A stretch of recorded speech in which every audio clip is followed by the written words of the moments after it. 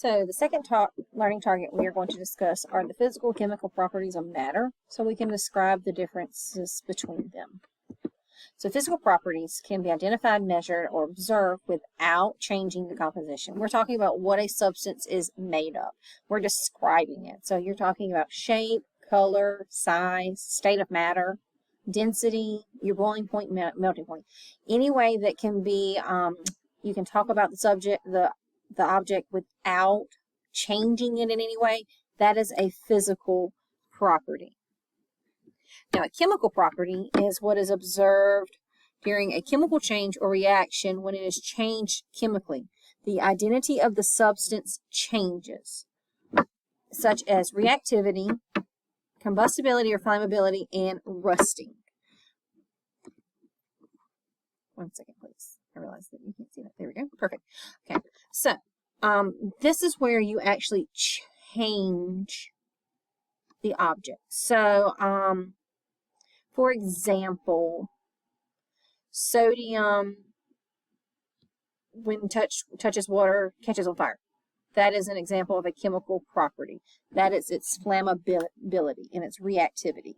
All right, so let's talk about those words. Reactivity. Reactivity is the ability to combine or react with another atom or molecule in a chemical reaction.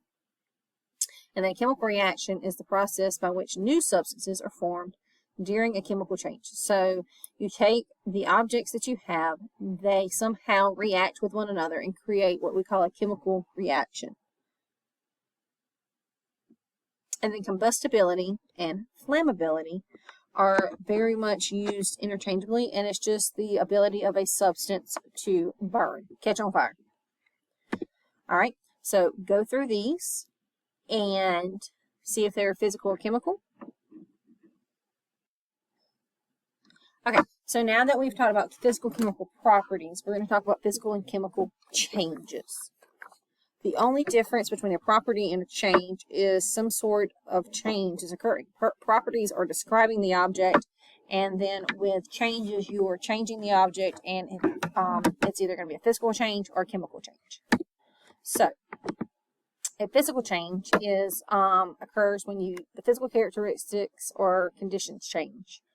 The substance is the same as it was before, and it can be reversed, such as you take a piece of paper and you tear it. If I tear that piece of paper, it's still paper. I have not changed it any way, shape, or form.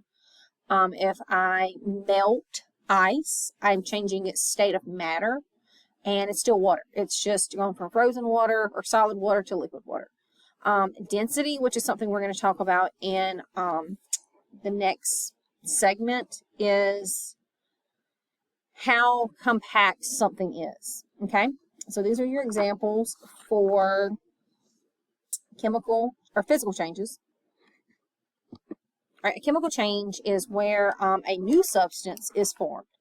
And if you see here, these are great examples of chemical changes. So iron rusting. Rusting is where iron is exposed to oxygen or water, and that causes it to rust. Bubbling. So when you mix baking soda and vinegar together, they start to bubble. That is a chemical change. Bubbling for a chemical change would be an example such as that. A physical change would be water evaporating or water boiling. Boiling and bubbling are going to be two different things when we talk about chemical and physical changes. When you burn wood, you are changing its chemical composition, therefore it is a chemical change. Anything when you cook, okay, that is also a chemical change as well if something decomposes. All right, signs that a chemical change is taking place. A gas is formed, there's a change in color. That is more of an example of like rusting, or copper is green, and over time it oxidizes to be that brown color. Releasing of heat, so it becomes hot or cold. It gives off its own light, and then it forms a precipitate. A precipitate is where you take two liquids and you mix them together, and once they are mixed, it creates a solid. I think the next slide is a video of that. So if you would like to go back to the slideshow and watch that video so you can see what's happening with that and it gives you a better idea of what a precipitate is, that would be great. So next thing we're going to do is go through these and determine if they are chemical or physical changes. All right, so if I cut an apple, is it still an apple? The answer is yes, so it's a physical change. So if I take liquid water and I boil it and it becomes steam, it's still water, so that is a physical change. If I take sugar and dissolve it in water, that is a physical change because I can reverse that.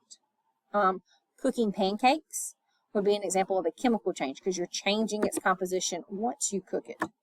So I'm going to pause here and let you do the rest, and then I will pick back up on the next video talking about density.